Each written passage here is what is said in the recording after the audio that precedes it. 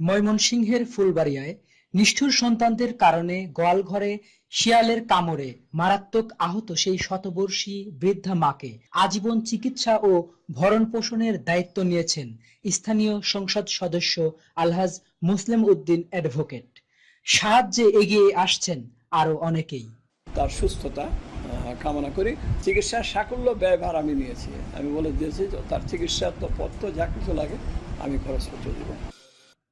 এরই মধ্যে সমাজ কল্যাণ মন্ত্রণালয়ে একটি বয়স্ক ভাতার কার্ড প্রদান করা হয়েছে। স্থানীয় সংসদ সদস্য ও ইউএনও সহ বিভিন্ন পর্যায় থেকে 15,000 টাকার মতো নগদ অর্থ সহায়তা করা হয়েছে।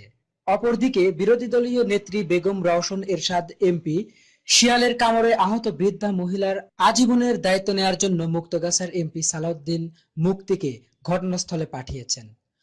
ওখানে গিয়ে দেখি যে মহিলাটি তখনও মাটিতে শুয়ে আছে। আমি অ্যাম্বুলেন্সের ব্যবস্থা করে ওনাকে হসপিটালে নিয়ে আসি। সন্তানেরা এই মাকে ছুঁড়ে দিলেও বর্তমানে তার দেখভালের আর অভাব রইল না।